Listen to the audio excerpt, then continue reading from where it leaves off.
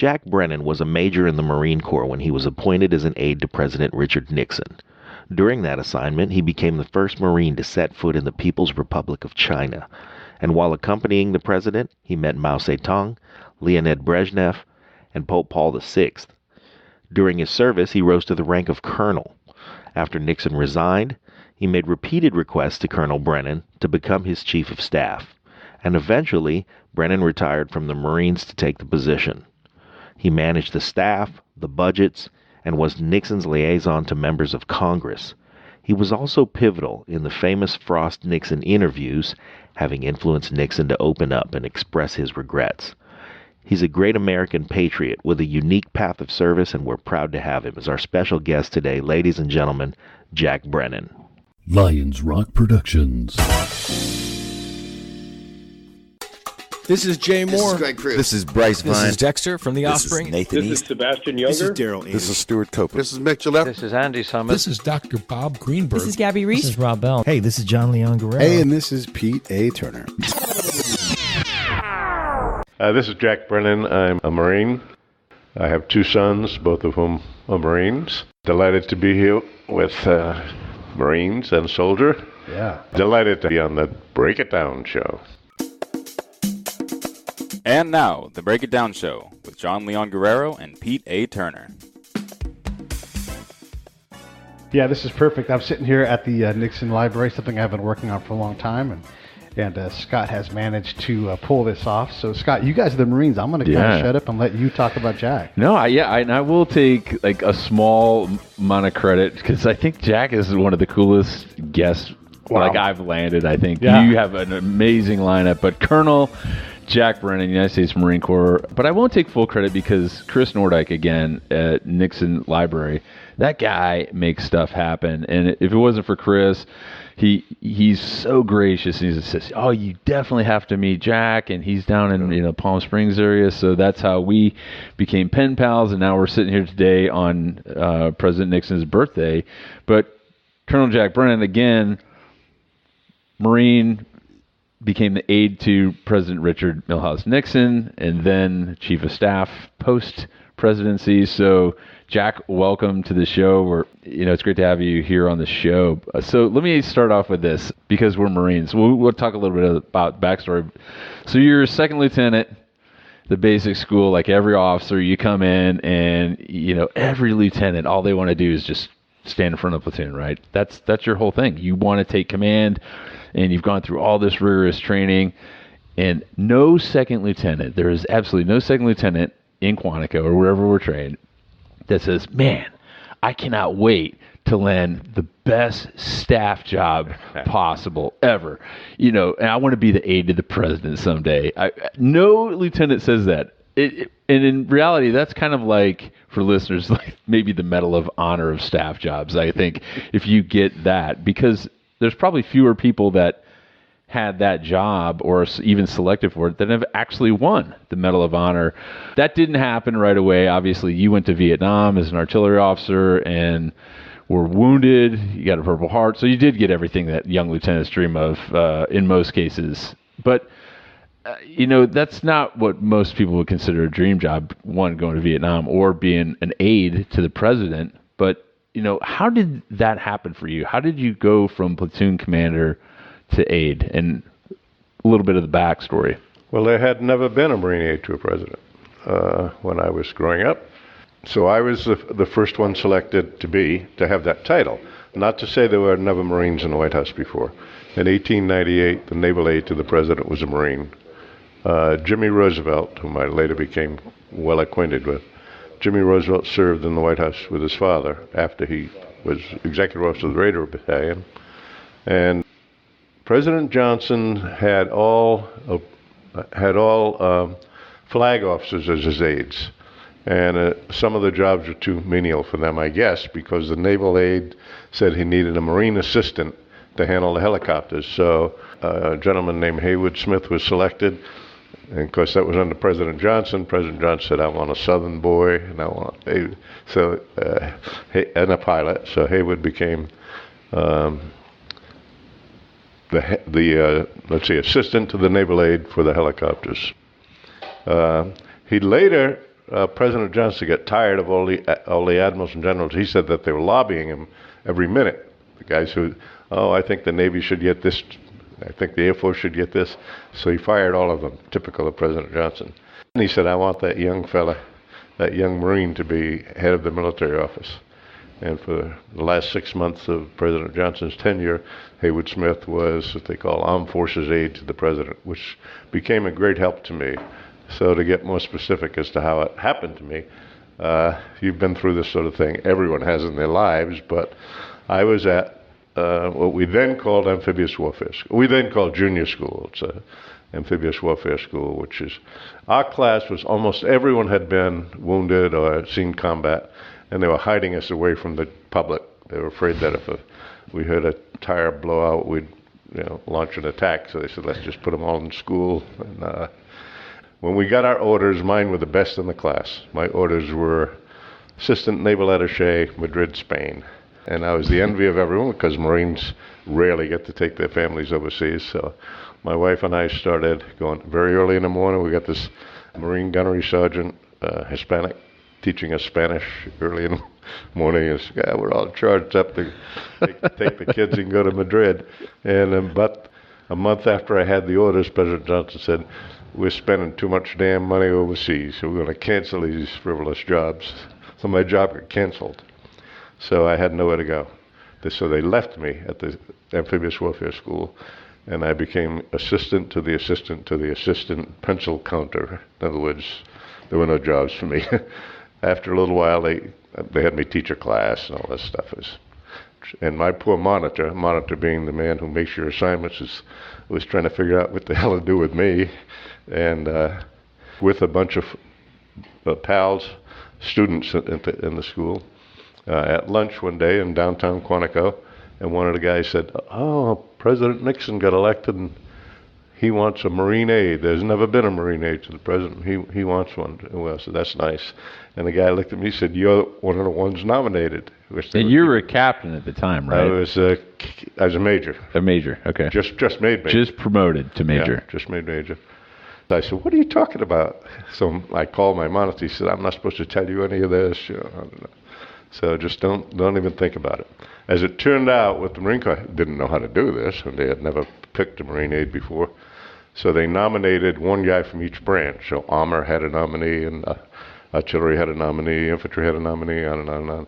And by process of elimination, it came down to two people on paperwork. They looked at your record and said, so it's down to Brennan and another guy. And we're going to go to the Pentagon, and we're going to be interviewed by the man who is going to be a military assistant to the president, who was, at that time, a colonel, later three-star general, named Don Hughes. Don Hughes had been kind of the number two man, military guy, when President Nixon was vice president. In any event, he was the one selected. We're going to be interviewed by him and others from the Pentagon, at the Pentagon. So we're sitting outside this room where we're going to be interviewed, and this Army general came out and he said, you're going to be responsible for helicopters, so we'd like a pilot. And one of you two is a pilot. And the other guy raised his hand. He said, and there's an awful lot of travel involved, so we'd like to have a bachelor. And one of you is a bachelor. And the other guy raised his hand. So you come in. I said, I got this far. I've got to be unemployed again. This is like a warped episode of the dating game going on. So, oh my gracious, I'm going to be back counting pencils. Here we go. So then I did the perfunctory, I thought, interview. And the next day I got a call and I said, when we interviewed you, we heard bands playing it, the other guy. So that's how I got the job. And I mentioned Wait, hold on. I want to, why? Like, what about what you did? Like, I went into an NCO, I went into a soldier of the quarter board, and they're like, recite the NCO creed. The Army's got a creed that you got to know. I'd said it, and my brain locked up, and I lost one line. And just like, well, that just is what it is. I'm just going to move forward. So I knew 90% of it, but I missed that line. The key is I came back around. They're like, anything else you want to add before I'm about to walk out the door? And I'm like, by the way, the line that I missed was, and they're like, that was incredible. And it nailed it down. So I had my moment where I was able to stand out amongst my peers. Because it's one thing to lock up. Everybody does that. But it's the other thing. So what was your other thing, do you think, when they heard the bands play? Like, what was that? I have no idea. I answered the questions, and I didn't lose enthusiasm just because, the other Were guy you was excited for this opportunity? Were you, what was that? Did you feel any pressure? Or, you'd been through enough already coming back from combat, so pressure. No, having the job in Madrid taken away was not the first time I've been disappointed, either in the Marine Corps or the Marine Corps has an entire MOS disappointment officer. Disappointment. That's what they get paid for. It was just to keep going, Don't let it get you down, and don't let the thing keep you down, as colloquialism goes. So it was just another step. I was when I heard that I was selected, I was excited to work in the White House. So as the aide, for people listening to this episode, what does the aide do? Yeah. The term itself, Marines can do anything, any mission. You challenge them, they rise to it. And to be the aide to the president, especially during that time period, post-Vietnam, this whole drawdown, there's a lot going on in the country. Yeah. Well, let me give you overall of the military office, and the head of the military office is just called military assistant to the president. The top level jobs you can have is assistant to the president for national security, assistant to the president for domestic, assistant to the president for military. So the military assistant, which means we took care of everything except policy and strategy, which went to the National Security Council. And no one really knew this, but we had over 2,000 military guys directly reporting to our office in the White House.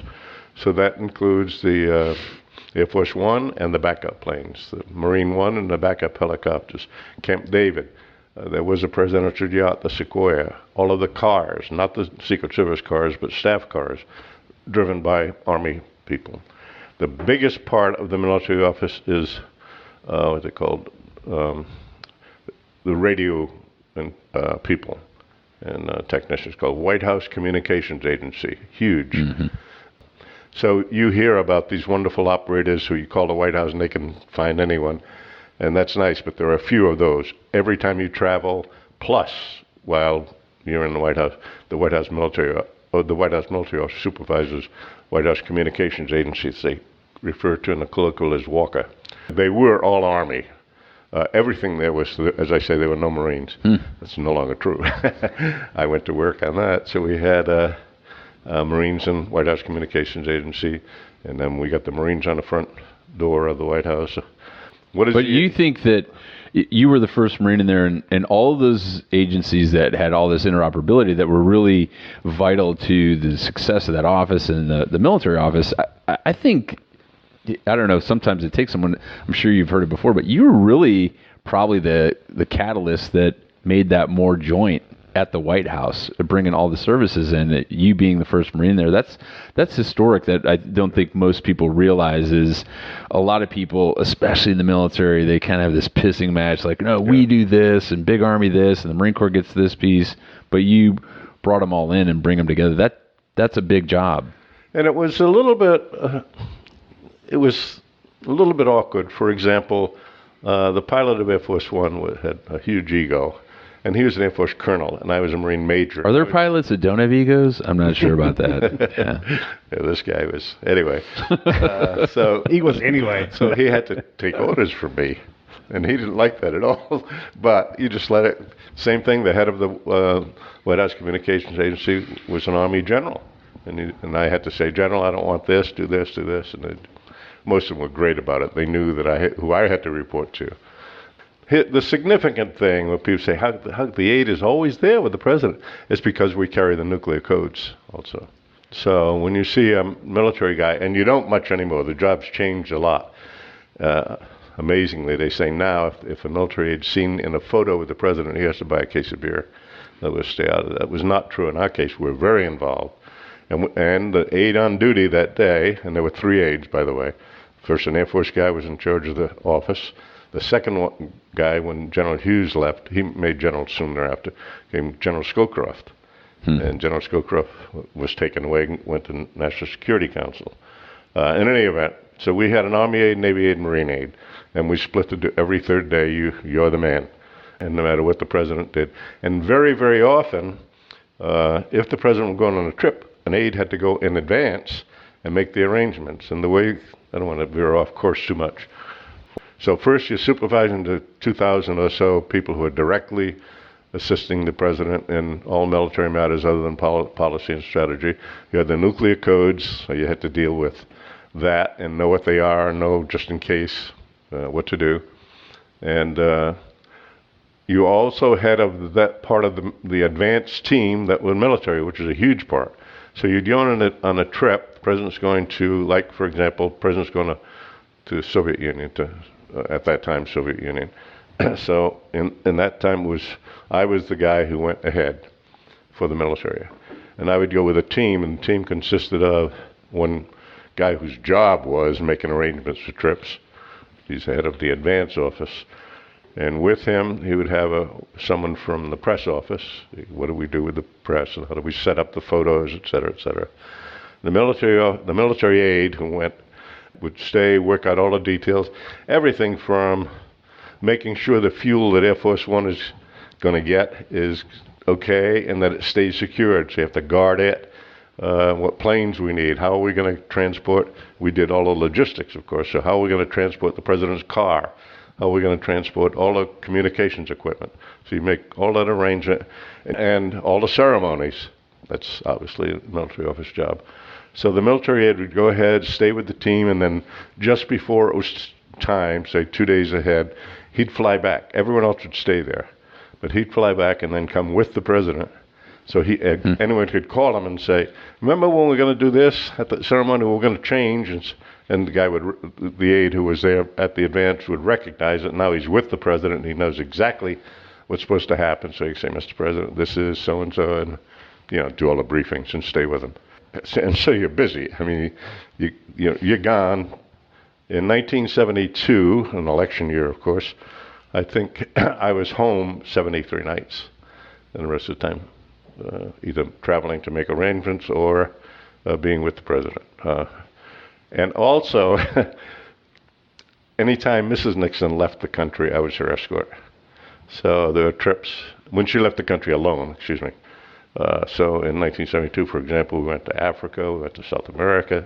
So you're on every third day on duty, daily interaction with the president. I mean, how close is that? Are you, I mean, in OPS, you're carrying the nuclear codes and what do they call it, the football? Yeah, the football. And don't fumble it. Did you guys call it the football back then, or has that? No, we call it the football. And I'll tell you a story. I lost the football. Attaboy. And I fumbled. That's my jack right there. So someone said, when did you tell people? I said, after the statute of limitations ran out. I lost it momentarily, but it was scary. Yeah. We'll get to that story. I misplaced my rifle once as lieutenant. I thought that was bad. I actually wrote about it. Right. This guy misplaced the entire nuclear arsenal of the country. There I was. I walked out of the Lubies after my breakfast. All right, here's your save, Jack. Go for it. All right, I'm going to tell you the story. Losing it. I said, we were in Cincinnati for the All-Star game, a very famous All-Star game when went into 10 innings, and Ray Fosse got creamed by Pete Rose. In a fucking practice game. Very good memory. Pete Rose, knocked over Ray Fosse, who was the catcher for the American League team. In any event, it was an exciting game, on and on. But I had asked for leave. I hadn't seen. This is when my family was up in New England, and he's never home anyway, so it's different. So I said, yeah, sure. So I asked the naval aide. I said, you come up on the backup plane, and I'll give you the football, and you take the president back to Washington, and I'll spend the night. Then I'm going to fly to Boston, which is where the next day. It's all set. So everything's done. We're ready to go, and I'm waiting for the word to get in the motorcade. We're ready to go, and so. I remember someone came and said, "President wants to see you." So I said, "Shit, I got the football here." So I put the football under the bed, went and saw the president. He started trying. She said, "Well, okay, let's go out to the motorcade." So he and I walk out to the motorcade. Football's still under the bed. Oops. So we start driving out, and I said, "OMG!" But I didn't say OMG. So I radioed back to the White House Communications Agency, who were there cleaning up. And I said, get the manager of the hotel, go to my room, go under the bed, and get a police escort and bring that.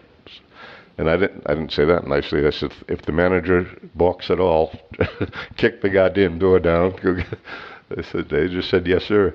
So we get to the airport, and the president's ready to get on the plane, and I don't have the football. And the naval aide who was there to meet me, who later became 4-star admiral, by the way, said, he's looking. He said, there's something unusual here. What's wrong with this picture? Yes, I said, what am I going to do? So I said, oh, Mr. President, there's a couple here going to get married. I think you should congratulate them. They'll be very nice. So he looked at me and said, okay, he went over and talked to the people. I said, oh, and that little kid just tried to delay. Sure enough, the White House Communications Agency guys crashed into my room. Now, the manager opened the door for them. They got the football, got a police escort. Like nothing happened. So when the football shows up, though, and there's like, Ricky the cop, he's like, I've got your suitcase, sir. Well, that's about what happened, except for the White House Communications Agency, all of whom are military guys. And they did say, so it was a lot easier than dealing with. So the 73 days at home traveling, and you met, God, you're traveling all over, like Russia, you're meeting Brezhnev, Mao, all these places. Mm-hmm. Thinking back, you've been kicking ass and taking names for 81 years now. You can't stop Marines, Pete. I'm just telling you. Can't. Yeah. We've seen plenty, but looking back, it's hard to top that time period in your life that was so dynamic. But during that time, those was it 3 years or 2 years in the White House? 5.5. 5.5. 5.5 with him. 5.5 with him. What were some others? Obviously you're working with President Nixon, but outside of that sphere, what were some of the most memorable? Well, let's see. Of course, going to China. The Peking Marines were the last ones thrown out in 1948, and I was among the first Marines to go back. And they asked me to not wear a uniform, and I said, you know what I said. So I wore a uniform, and that was exciting. First time a president's ever gone to Moscow. I went and made those arrangements and stayed with the president during that whole trip, and some very significant things happened that people it was secret, they didn't know about. What we're trying to do is negotiate an end to the Vietnam War, and the president knew that they were being supplied, the Vietnamese were being supplied by the Soviets, so if you could get the Soviets to stop the supply route, so we're going to have didn't want the press involved in any of that to even know. So we had a secret meeting out at a dasha on the Moscow River. Can I tell this story? Yeah, absolutely. Yeah, totally. That's why we're here. We lived in the Kremlin, in the Great Kremlin Palace, they call it.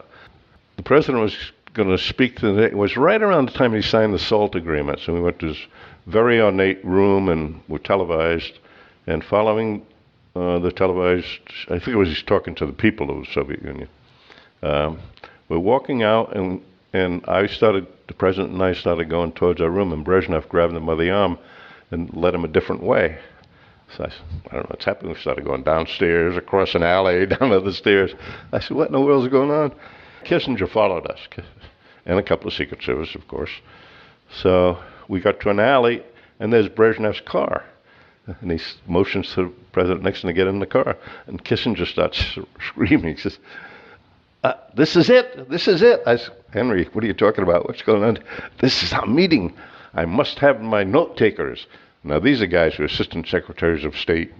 These call them as note takers. So I told Secret Service, I said, get our car. We brought the president's car. We really did it because we knew it's the only place that was not bugged. So if he wanted to have a meeting with Kissinger, where could he go? So we brought our car primarily for that reason. And he could have his secret his meetings in the car. So the Secret Service brought the car. And by this time, Brezhnev had taken off with Nixon en route to somewhere. And we were able to follow him all the time. Kissinger and I were in the back seat of the president's car, Secret Service driver. So I said to the Secret Service driver and the assistant and the guy who was with him, I said, every time I tell you, you write down the mileage. And Kissinger's still ranting about his note takers. And I was, even though it was in acrylic, I was writing what the roadside says. So 2.3 miles, and it's going to, because figured I had to call back and get his note takers and whoever else we needed. So I tried to give him directions to where we're going. So Kissinger said, do what Jack says, do what Jack says. Okay. So anyway, we drive out to the village. Kissinger's still ranting. And I said, Henry, what does a note taker do except write down what he hears? He says, that's it. I said, I can do that. He says, will you? So we went into the meeting. On their side was Brezhnev, Gromyko, Kosygin, Podgorny. And on our side was Nixon, Kissinger, and Brennan, the note taker. And the negotiations started, and Nixon was very firm. He just said, basically, he said, Vietnam, South Vietnamese are our allies. We will never abandon them. He folded, didn't say another word, just laid out his point. Brezhnev started going on and on and on and on and on. And of course, I wanted to intervene. I wanted to say what I thought, but I thought better of that. So pretty soon there was a break in the action, and I called back, and the note takers did come in. And to this day, I heard Winston Lord, who was one of them. Winston later became ambassador to China and Assistant Secretary of State. I heard him within the past year say that this happened, but he said, but the meeting hadn't started when we did arrive. The official meeting. He was wrong. Yeah, we had been in the meeting, not that a lot. So how was it sitting there negotiating the end of a war that you fought in, and you're in this position, and what did you want to say? Well, what were you thinking? Oh, no, I was thinking, I wanted to argue when they made their points about, what they were not, that they were really not helping the North Vietnamese, that, say, you're full of it, just little temptations, but. Yeah, they don't teach you any of that as an officer in the Marine Corps. There's no school. AWS doesn't teach you that. There's not like a PowerPoint where someone at Quantico's like, no. When the president's talking and the Kremlin is lying, you will. It's such a I don't really like to use too many big words around myself, but like juxtaposition is he's like the top really protocol person in the Marine Corps. And there's never a class that we even get on protocol. And we're generally viewed as probably some of the most, colorful language using people, dropping F-bombs. Yeah. But the pressure to do that, I mean, going into those situations, how did you prepare? How did you prepare for that? Oh, yeah. Well, the Marine Corps is your preparation. Yeah. You're doing what you do your whole life. So you've got shitty equipment and not enough training. And now you're sitting with Kissinger, Brezhnev, and Nixon as like the highest paid scribe secretary. You're probably thinking like, this is how my radio man used to feel. Like I'm on the inside, but no one's really paying attention to me. It's amazing. You're tempted to say something, but would you have? Like, was there a line? Oh, no. So completely just, No. And a similar thing happened in post-presidency. People don't even recognize the name of Hua Kui-fang, who was the second leader after Mao Zedong. He succeeded Mao Zedong. Mm-hmm. It wasn't, going blank, but the guy who really made the difference was the guy after Hua Kui-fang. But we went in 1976 and had meetings with Hua Kui-fang, and President Nixon said, I'll go into the meetings alone. I said, oh, okay, go ahead, but something very important may be said and no one will ever know about it. And he said, would you come to meetings and take notes? And then I was in a kind of a different position. I still didn't say anything, but I certainly was tempted. I would nudge and, refute that stupid thing he just said. But Nixon was a diplomat and I was a Marine. It's a big difference. So, what's the difference? He would say it in nice language, and I would be very blunt. That's correct. Yeah. So. I'm in awe of people like that can kind of be devoid of emotion. Because I've talked to Pete about this. I'm an emotional person. I never let it drive my decision making or leadership style to a really heavy degree. But I've come to realize through age and wisdom, like I'm an emotional person. I'm not that person like a Richard Nixon who can just calmly go through that that beat and understand the diplomacy and the protocol. I'm not like that. I mean, were you kind of his balance? Is that how? No, don't put me on the same level with him. Well, no. But I'd say more of an opposite to balance him. For the levity. He's a super cerebral guy, and you're this Marine who's obviously I mean, according to most some sources, like you were kind of 180 out. You know, very colorful, sense of humor, brought some levity to situations. I think that was probably pretty vital to that balance. In contrast to the character that you're portrayed in Frost Nixon, which we don't need to talk about it, but Kevin Bacon, who played your character, was a very serious, stern, like Marine, kind of a belt-fed dude. You're like, Jack Brennan must have been a real badass. But most people, I mean, just sitting here today with Jack, you're like, nah, it's not like it was in the movie. Not saying anything disparaging of Kevin Bacon because he plays Marines all the time. I don't know, what does he play? A bunch of them, but was that a balance though? Back to the original question, like, did you feel like that helped cultivate your relationship with President Nixon? Well, and Pat. For that matter. Well, that's a good point. Hey, this is Jon Leon Guerrero, co-host of the Break It Down show and fellow producer here at Lions Rock Productions.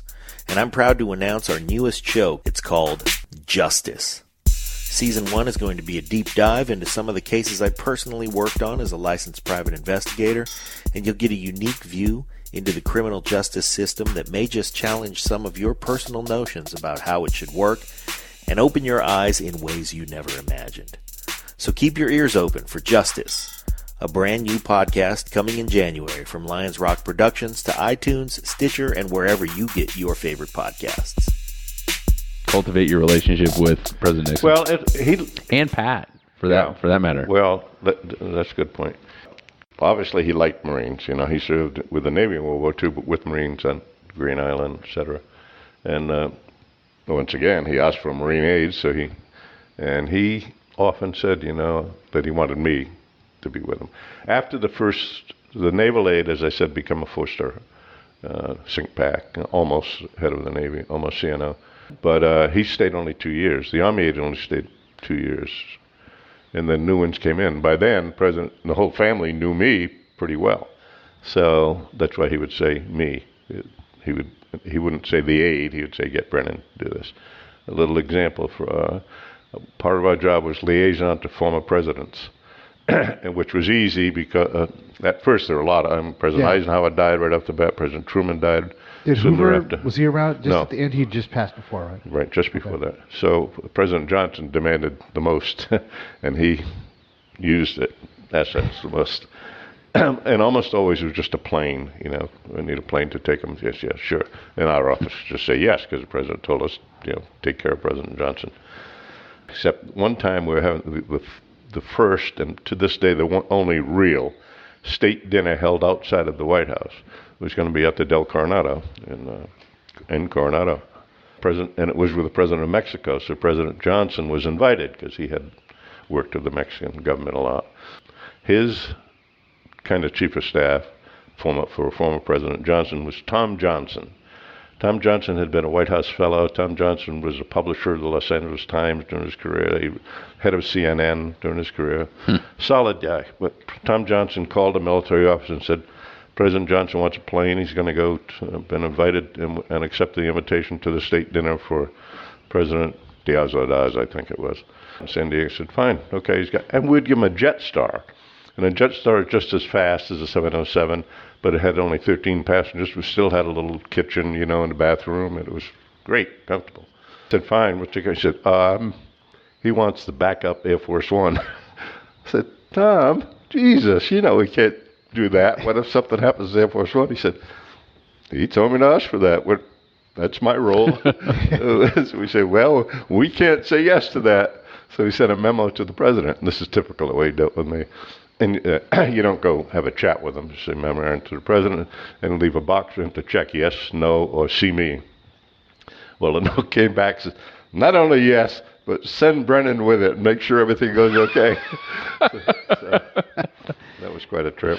You had said he handled things more diplomatically, and I know, like when I sitting with you, I often forget that I'm actually running a show, you know, because I get lost in the moment, and I'm like, wow, look, this is an incredible story. But surely you must have similar things where you're like, oh, that's right, I'm actually working right now, but you're just watching Richard Nixon do Richard Nixon stuff. Do you have any examples of times where just his, I don't want to say his brilliance, but, you know, his mastery of statecraft or, you know, whatever it was, where you're just like, oh, that's right, I'm actually sitting in a room working? Well, just when I said sitting in the meetings in China, for example, second trip to China, I was not involved in I went to China on the first trip, but I was not involved in any meetings. Second time, just he and I and Mrs. Nixon. So, yes, and that time I was saying, well, I want to, oh, shut up, you know. He's handling it beautifully. Right. And he really doesn't. No one needs you. Yeah. You just sit here and take notes as to what's going on. So. Did Pat? Did she rely on you too to kind of cage him in sometimes? Yeah. Because I have this. No, never any. Not to deal with him. No. When I traveled with Mrs. Nixon, she always thought she didn't need anyone, and she didn't want a military guy with her. The president said, "You will." We're just sending him, period. And you may need him, you may not, but you may, because of what happened in Caracas, you know. And when he was vice president. But she and I got along very well, and there was a team of people that had to go. She didn't realize, but you have to have communications guys. She had to have Secret Service. She had to have so on up. You got quite a little group, and mostly I was. Not intentionally, but I was her bad guy. You know, she was so sweet and nice, and I would go to someone who's trying to take advantage of her and be the hammer and say, no, you're not going to do that. Our ambassador, we went to Chile, and we went to Brazil, and in Chile, our ambassador, that's when they had the incredible, in Peru, they had the terrible earthquakes, and we brought plane loads down the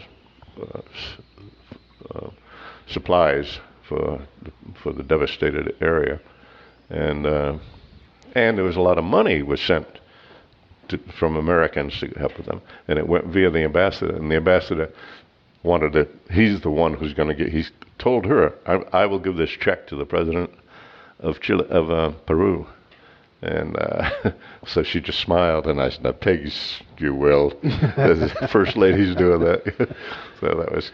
Looking back at how complex it was and coordinating all that, I don't think people can really grasp all the different agencies like Secret Service and White House Communications Office and protocol. And it is like being a cat herder, like in a sense. Like you get so many people moving and wanting to go in different directions on their own program. And you look back at how you manage that, and then you get asked to stay on essentially as chief of staff post presidency. Take us through a little bit about that, because you've got like over 15 years in the Marine Corps now, and then so you really bypassed a retirement from the Marine Corps to go work for President Nixon. That when you got 15, 16 years in an organization, you got 4 years till you can cash in a retirement check. Like that's a decision point that most won't make. How did you make that decision? I understand. Yeah, actually, I had almost 17 when I had to make the decision. Wow. But first, when he resigned, I didn't know that was coming. I mean, military officers are not really involved in the Watergate part. I mean, and so my family, my wife had enough of me being gone. So she said, I'm taking the kids up to her mother's in Massachusetts. So I asked for leave. And I was at the airport, which is now the Reagan Airport. It was in Washington. And ready to catch a flight to go up to New England and take a few days with my family. And I got a call from the White House, said, Julie just called, said to tell you Daddy is going to resign tomorrow and he wants you to go with him. And I was at the airport. So I called my wife, and she was very upset. So I put down the phone, went back to the White House, got a van, went out to my house, got a trunk, put all my uniforms in the trunk. Let's go. I said, oh, wait a minute. Went back in, got a bottle of scotch, put that in the trunk. And went back to the White House, and then I was the aide on duty from then on that night, and then the next day, usually have a social aide introduce him. You know what they are.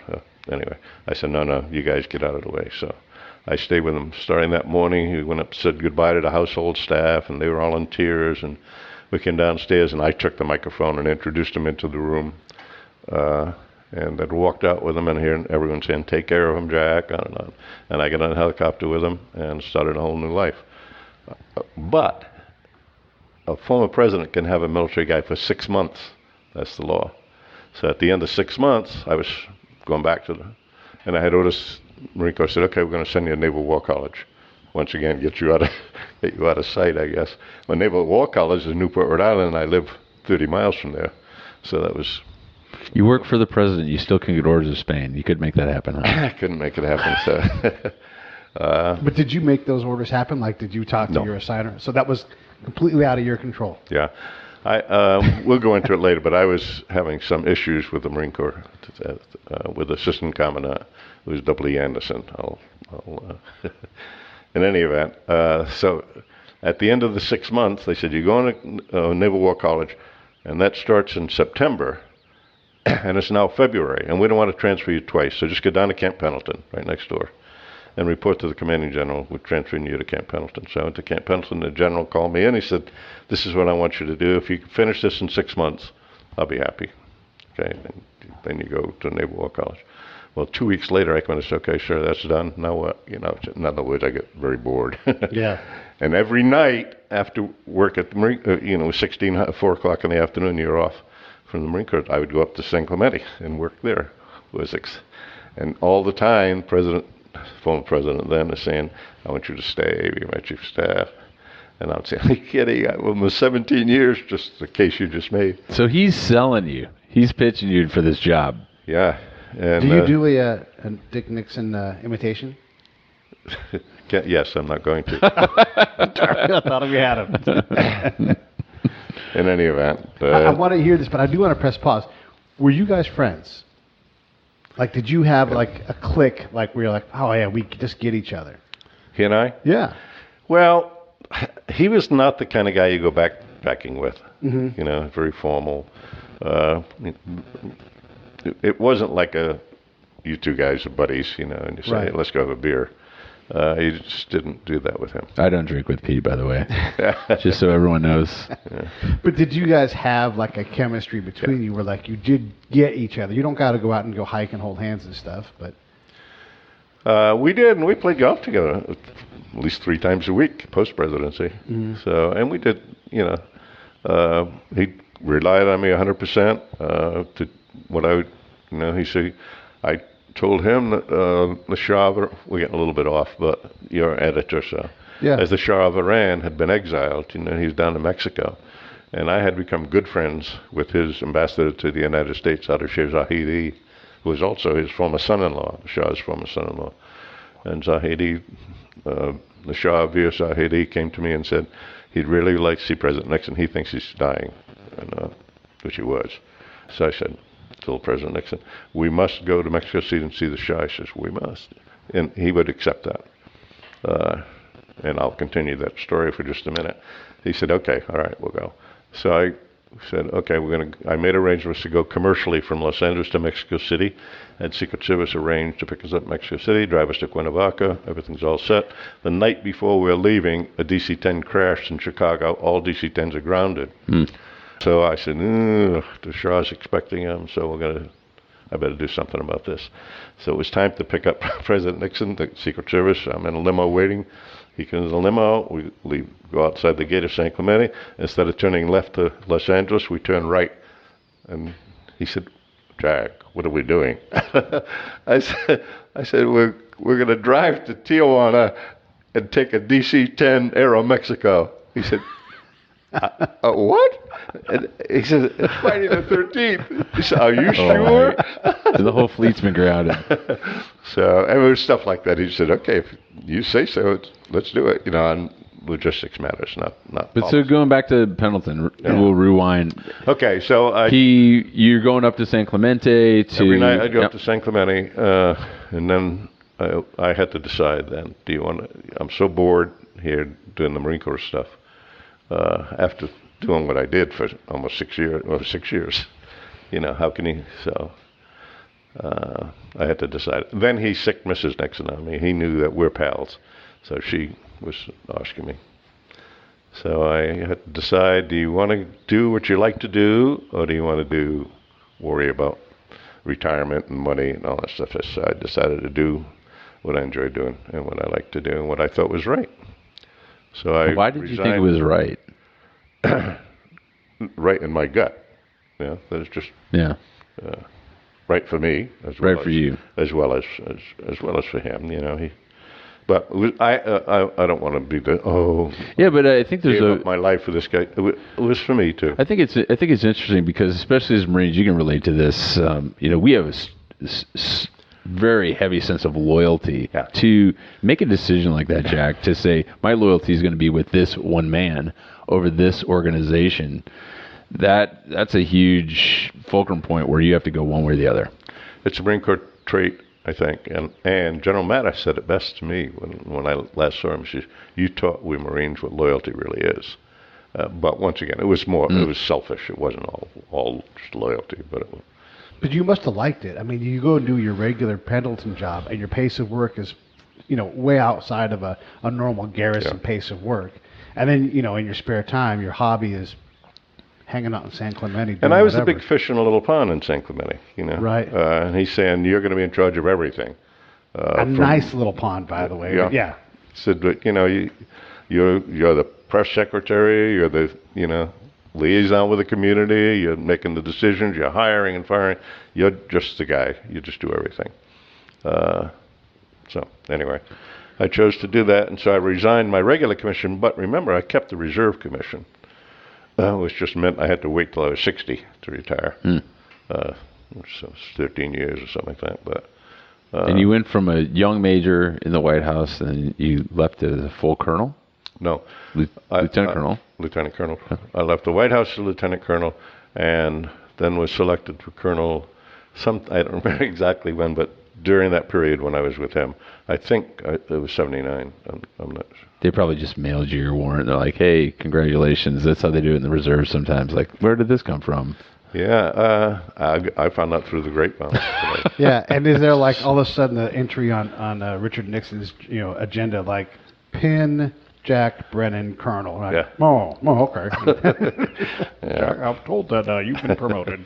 Yeah. So once you transition, you're now Chief of Staff for all intensive titles to former president. What was your official title? That was my official title. Chief of Staff. But the staff was nothing, The staff of, you were the chief of how many Indians on that staff? If you count volunteers, it was a lot, but actual ones who I could fire, probably never more than 10 or 12. Yeah. That was more the duties rather than the people you supervised. So, and some of those, like Frank Gannon, whom you know, Dan Sawyer, Ken Kochigian, for the most part, I was their boss, but they had a complete separate job. They were researching the memoirs. So I didn't have much interaction with them at all. I was kind of like the managing editor of the book. When it got behind, the old man would get on my case, so I could get on their case because he was too nice to get mad at anyone. So leave it up to me to do. So it wasn't much of a step, but he liked that, and he liked people calling me colonel. He wanted to think he had a chief of staff and he was a Marine colonel. Wow, that's prestigious. So, but to me, it was, you're right, not many people to supervise chief of. I think that most people probably don't understand the responsibilities of all the things you had to manage to post-presidency and the requirements that are still lingering. And I think you mentioned the staff. I mean, some pretty big hitters like Diane Sawyer that went on to have a bigger name in media and in journalism, most certainly. And then everything that's going on with not only the interviews, the memoirs, the book. I mean, just a lot of stuff. Again, I always say this because it's a testament to who you are as a person, not just a Marine. But you're not trained for any of this stuff. This is stuff you learn because you're a guy that has obviously surrounded himself with smart people, but you're also a leader, and so people gravitate towards you. And I think even the guy who's the leader of the entire free world understands that when he looks at Jack Brennan, this guy's going to make stuff happen. And that's why he probably liked using your moniker as well as Colonel. I mean, that to most people that don't sit in our circles, that they do hold that in high regard, and some esteem because of the connotations that come with military rank and the power and decisiveness. I think is probably something most people enjoy. Just make a decision, God damn it, make these people do what I want them to do when they don't want to do it, and that's why I need you. And I think that's probably something most good leaders understand. Not much of a question in there. I just was kind of hoping to, hear your response on what, that role was throughout the entire time you were in San Clemente. How long was that? San Clemente, 6 years. 6 years. Yeah. And then I went back and served other presidents, as you may know, in the White House. But to your point, Marines pretty much trained to do. If you become a Marine officer, and for me, it was just do the next right thing and be honest all the time.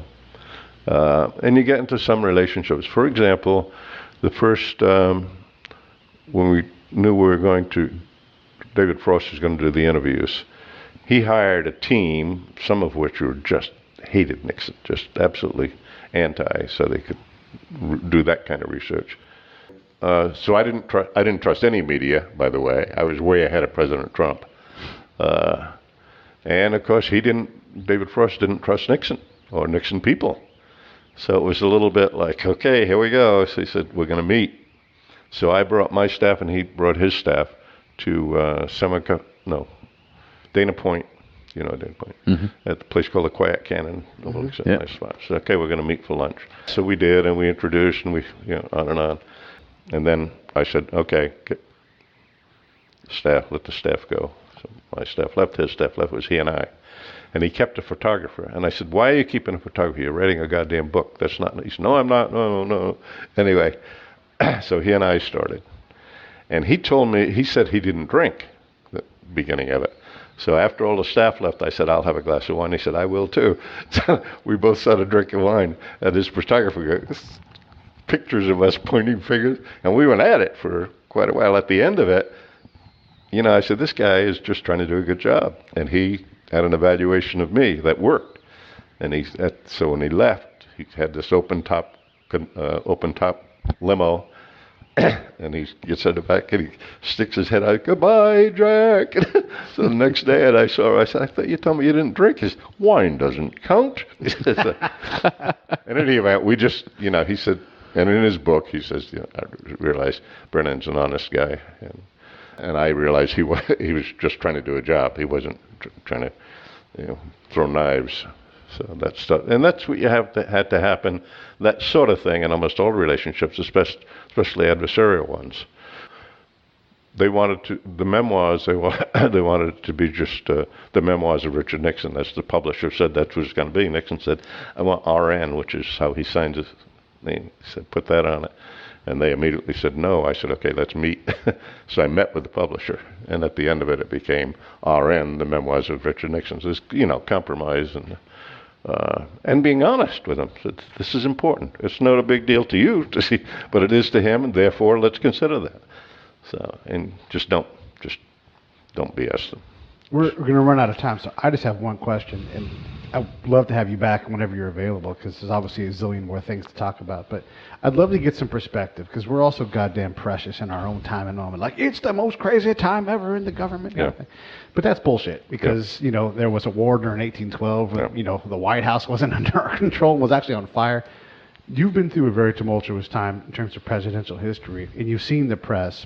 What are your thoughts on, comparing and contrasting history in general, presidential history, and where we are now? Is it as crazy as some people say, or is it just this is just a time that's, I often hear that. This is the most difficult time in the history of our country, and I just laugh at them. Okay. I mean, if they were there in the 60s or, I was over in Alexandria seeing what is all that smoke when Martin Luther King was killed, and then burning down Washington. Yeah. And then in the early 70s with the marches all the way down Constitution Avenue, Pennsylvania Avenue up to Constitution, with Viet Cong flags and people screaming and going to kill. And we had troops in the White House, in the basement, just in case. That's how bad that got. And it was very, very tumultuous time, and we've seen it a lot in our lifetime. So this is mostly words. It's not like people coming down the street with wanting to kill practically. Yeah. So it's this part of growing up. Really. That's good. Yeah. That's good stuff. Thoughts on General John Kelly as a Marine Chief of Staff? not aide, but yeah, I was delighted. As a matter of fact, I came close to approaching him. We're both from Massachusetts. We both had sons in the Marine Corps, similar backgrounds, but I said, I'm not going to go suck up to him, so I never did. I often thought of writing him a letter and saying, if you want honest, not advice, but this is a discussion of how things used to be. And I served through a lot of chiefs of staff. Yeah. I mean, when you count, I was with, I knew the ones with Ford, of course, but I served under Clinton. In the White House. I served in the White House with George H.W. Bush, and they all had 2 or 3 different chiefs of staff. So were you kind of sad to see him go? Absolutely. All this military, I say the stage experience bolstering non-military president. I was kind of comforting to me also, yeah, because that's our tribe, and they're people always try to get me involved in political discussions, and to me it's do you want a successful jerk, which we have, or a pompous failure? Yeah, a charming failure like we've had. Which do you want? So I thought, and to me the successful jerk is being controlled by 3. You count Dunham, who's probably the most intelligent general we had, and he's chairman, and then with General Mattis and General Kelly, great, very comforting. Now when that ended, I was really hurt when both of them. And then I looked in the mirror and said, "Wait a minute, is it because they're Marines? Not." What if they were anything else but solid people who are saying you can't do anything crazy, and you can't, because I'm going to talk to you about that. And I think General Kelly brought stability in the White House. I mean, the way it was the first several months, my God, guys just sniping at each other and leaking stuff, and it was like a child's camp. So, but does any president have a smooth first 6 months? It seems like there's such a huge learning curve. I remember President Obama couldn't stop, and this is not a criticism of him, but just all these protocol errors, and you're like, oh, hey, hang on, let me slow down and get, you learn. Well, President Nixon did pretty well, and he trusted his chief of staff ran the White House, and no one was going to go like they did with President Trump, walk in the office. It was. And I think he's the best chief of staff, is Bob Haldeman, that I'd ever served with. I mean, you had Sununu now is pompous and saying how great he was. We had to fight Sununu, who's demanding of the president's helicopter to take him to his medical appointments. And I have stories about all these guys. Oh, I bet. Bob Haldeman always had nothing for him, wanted nothing, just to do his job. And so a chief of staff who can handle the staff, and everything had to go through him. Like I said, you want to talk to the president, you write a note, put yes, no, bing, bing, job's going to get done. It's all structured, and makes a big difference. Any final thoughts? Well, we covered only a little bit, didn't we? There's so much. I mean, volumes that we could cover on just talking to you. The idiosyncrasies with all the presidents, as I said, and I've dealt with so many, because even though when I was chief of staff to President Nixon, I still had to deal with the White House and for President Ford and then President Carter. And the deals when President Ford's post-presidential chief of staff was a guy I hired, was an Army officer. And I taught at Fort Sill, and he was one of my students. Years later, when we were looking for an Army aide to the president, he was nominated. And I said, oh, it's going to look like nepotism. I say, no, I picked another guy. I didn't, but I influenced the choice of another guy. And the other guy screwed up big time, so I had to fire him overnight. Yeah. And I just said, the number 2 would have been. So I brought this guy in to be, and so when President Ford was defeated, he went to President Ford. He said, I want to be your Jack Brennan. I'm going to go with you to California. So he was an ally. And then when things happened, like President Carter wanted to be a common man, he called the military office. He said, we need some, the military office then became headed by a civilian for the first time ever, which was Hugh Carter, President Carter's cousin. And Hugh Carter called the military office. I wasn't there. They called me. They said, President Carter wants to know how to make Air Force One more like a working man's plane. Tell him working men don't have blanking planes. Get an RV. And it was stuff like that all the time. And then he wanted to sell Camp David. He sold a Sequoia, the presidential yacht, which just kind of hurt. I mean, how much was accomplished on that yacht? Oh my gosh! Yeah. So that was sad, and it was all phony. The bag that he carried was empty. So he's gonna sell Camp David. So I get the word he's gonna abandon Camp David. It's run by the military, as you know, by Seabees and a Marine for security. The exec is a Marine. And I said, "Oh my God!" So I went to the guy who was former President Ford's chief of staff, Bob Barrett's his name, young man. And we sat together. I said, "You get on President Ford and make him act, and I'll get on President Nixon." I didn't have to with President Nixon. So they both wrote a letter to President Carter. Said, "You may not want to go to Camp David, but, President Truman never went to Camp David, or rarely. But that doesn't mean others don't get incredible solace out of just getting away from the media, getting away from Washington. So please, for the future presidents, don't get rid of it." I don't know if that influenced, but he didn't get rid of it. So, stuff like that. He just... And I appreciate you coming on the show. That was great. Yeah. I just Absolutely. Well, great meeting you guys.